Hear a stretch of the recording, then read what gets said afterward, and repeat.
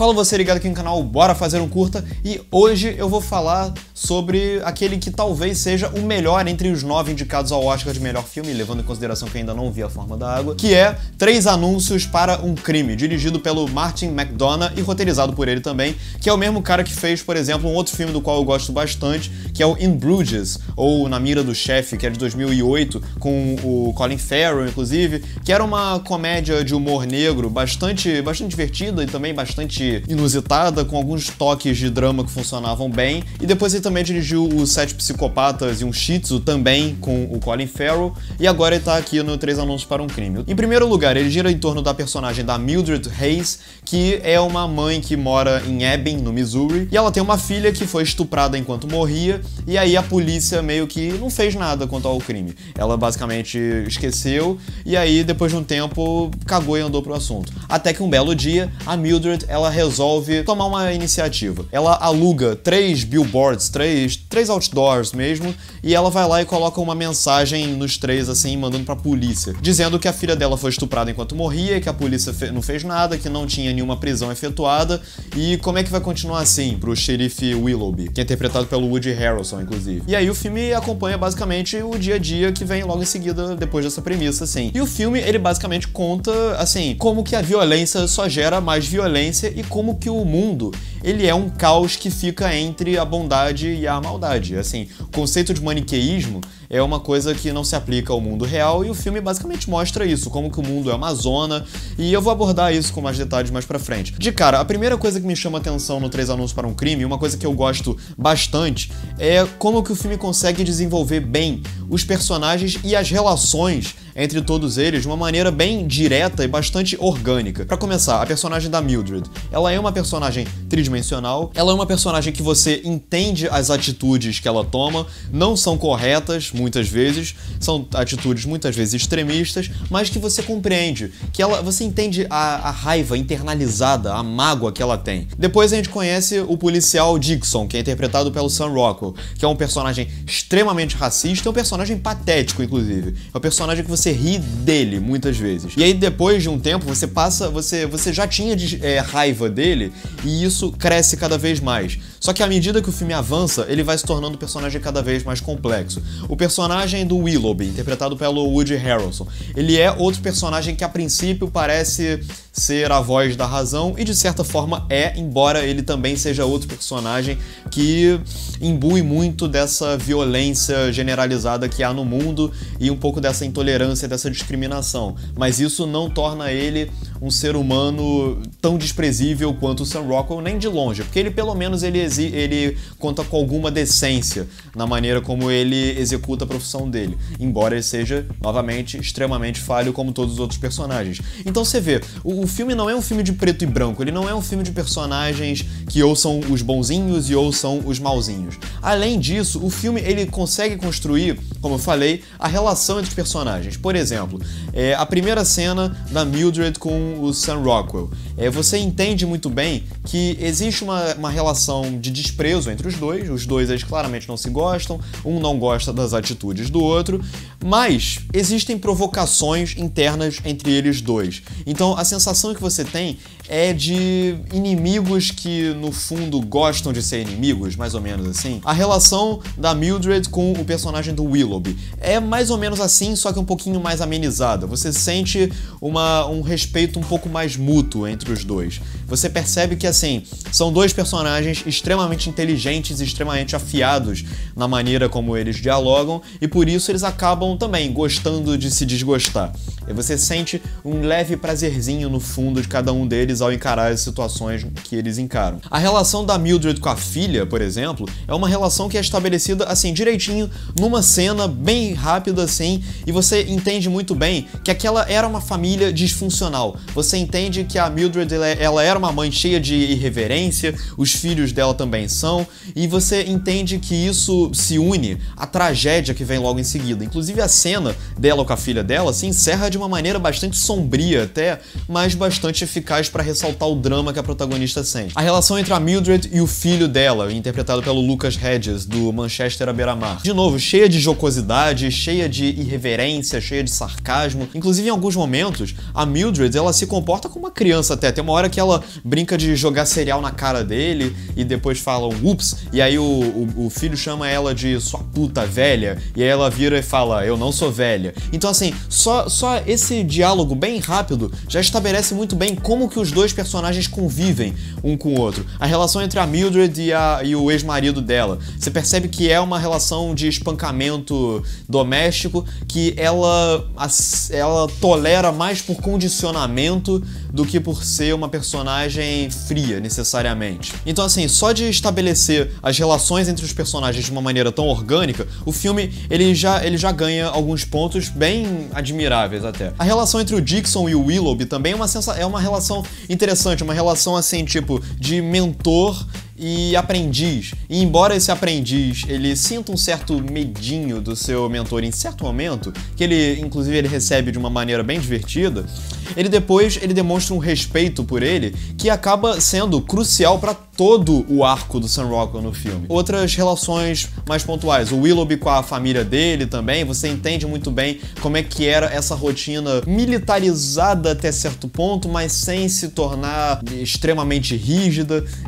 sempre com um grau de irreverência e leveza ali. Então assim, o filme ele consegue construir tudo isso muitíssimo bem. E é claro que num filme que lida com personagens complexos e cheios de personalidade, é lógico que o elenco desempenha uma função importantíssima. E pra começar, esse Oscar de melhor atriz já é da Frances McDormand. Eu acho que assim, tipo, gosto muito da Margot Robbie no Eutônia, gosto também da Saoirse Ronan no Lady Bird, mas assim, gosto da Meryl Streep no The Post também, mas a Frances McDormand nesse filme, ela faz uma coisa que é impressionante, que ela consegue pegar uma personagem que ela é, no conceito e na essência, uma personagem badass, que é uma coisa que eu costumo ter problemas com personagens que são badass, porque eles costumam cair com uma certa frequência em caricaturas indesejáveis. Essa é uma visão que eu tenho sobre personagens desse tipo. Mas nesse filme, a personagem da Frances McDormand, ela é uma badass, ela chega e dá chute no saco dos bullies lá no colégio do filho e tal,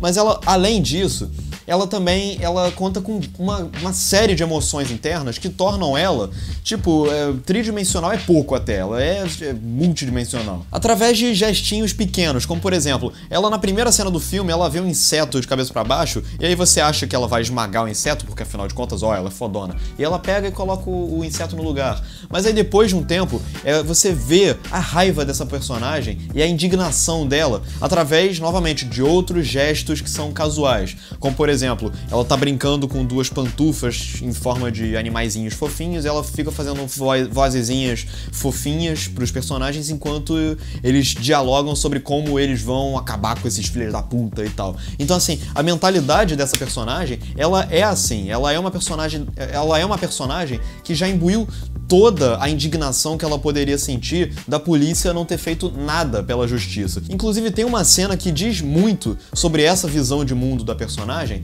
que é quando ela vai conversar com um padre e ela faz todo um paralelo, por exemplo, da Igreja Católica com as gangues dos Crips e os Bloods, e que é uma comparação que, ok, pode até ser um pouquinho exagerada, mas que ela fala com uma entrega e uma devoção que acaba fazendo sentido de acordo com a visão de mundo da protagonista. Só que aí que entra o paradoxo. Embora a Frances McDormand ela consiga criar a personagem como uma representação de toda a indignação que essa galera sofre, aí vem uma questão que é meio paradoxal, porque ela também existe um certo conformismo.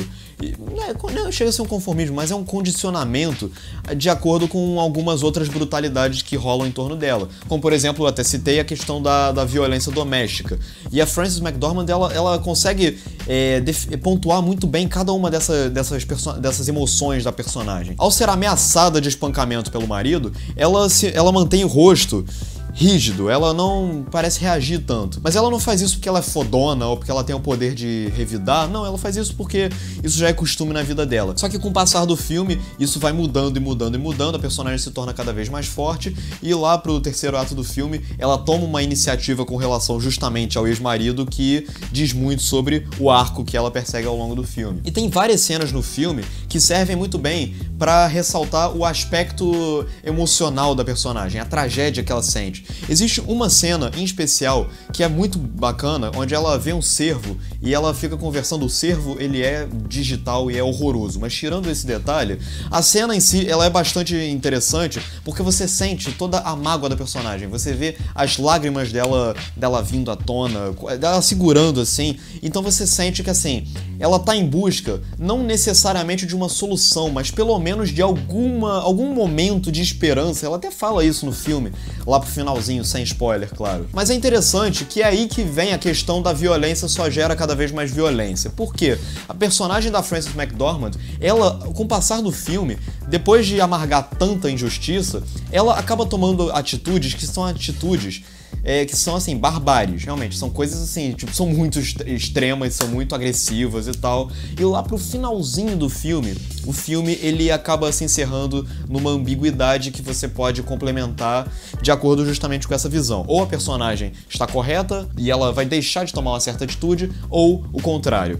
Eu não vou dar spoiler, é claro. Mas é claro que a Frances McDormand não é a única personagem do filme. E o Sam Rockwell, que tá aqui nesse filme também indicado ao Oscar de melhor ator coadjuvante, junto com Woody Harrelson, inclusive, 2 atores concorrendo pelo mesmo filme na mesma categoria. O personagem do Sam Rockwell, ele é um personagem que inclusive ele vem gerando bastante controvérsia na internet por causa da questão dele ser um personagem racista que, com o passar do filme, parece que passa um pano pra ele. Eu particularmente não consigo ver o personagem como um personagem que conquista uma redenção. Eu acho que ele é um personagem complexo, eu acho que o filme não quer em nenhum momento valorizar a tortura de negros que ele comete no início do filme, que dizem que ele comete, e provavelmente cometeu mesmo. Ele é outro personagem que ele é interessante, e ele é um personagem com um arco inacreditável. Ele é um personagem assim, tipo, que ele, no final do filme, ele é outro completamente diferente. E faz sentido visto tudo que ele passou ao longo do filme. Ele começa o filme como uma criatura patética, como um cara que assim, tipo, cara, você ri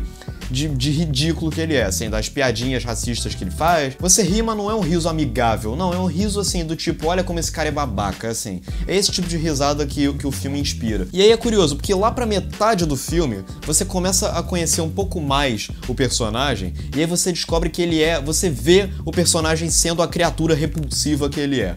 E aí, logo depois, ele sofre mais uma transformação, e aí ele começa a assumir ares não de culpa necessariamente, mas ele entende o mundo sob uma outra ótica e ele começa a mudar algumas atitudes. E aí, é difícil falar sem spoiler, claro, mas assim, vamos dizer assim, o filme ele traz o personagem tentando conquistar uma redenção.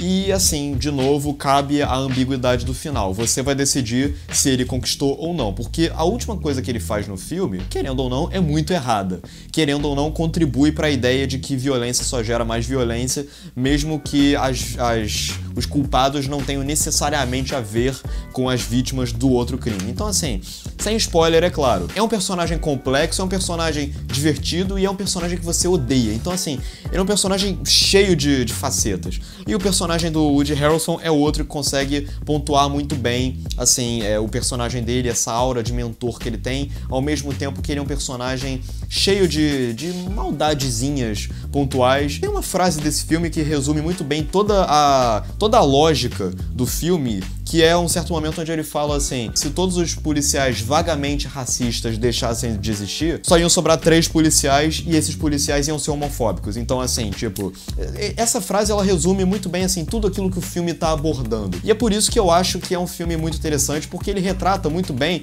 a realidade onde a gente vive. E é um filme que assim, no Brasil de hoje, em especial, ele pode agradar aos dois lados, tanto a galera que apoia, tem que bater de volta mesmo, e é isso aí, quanto a galera que tá na outra extremidade, que é a galera um pouco mais pacifista e tal. Então assim, é um filme que do ponto de vista ideológico, ele é um filme que aborda questões diferentes e visões diferentes, mas que, no geral, ele acaba sendo um puta de um documento da época em que ele é, um puta retrato da sociedade bagunçada e zoneada em que a gente vive, infelizmente. Então é isso, é um filme bastante cru, bastante condizente com a nossa realidade, mas que ele ainda assim é um filme divertido, ele ainda tem esse bônus, ele é um filme que você vai dar bastante risada, principalmente na primeira metade do filme, o tom do filme é estabelecido de uma maneira interessante, o filme tem muito humor, e esse humor serve pra complementar a psique dos personagens, o tempo inteiro. Por exemplo, o momento onde o personagem do Sam Rockwell, ele joga um amendoim pro alto e tenta pegar com a boca e o amendoim bate na cara dele.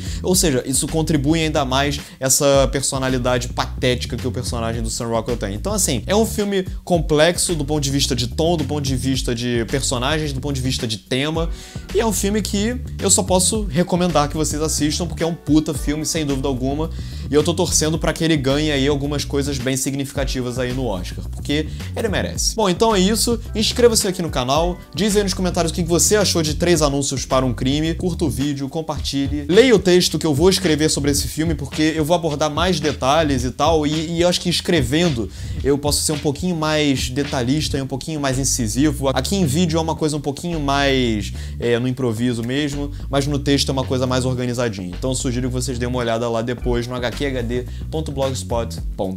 Então é isso, um grande abraço, se liguem na cobertura do Oscar.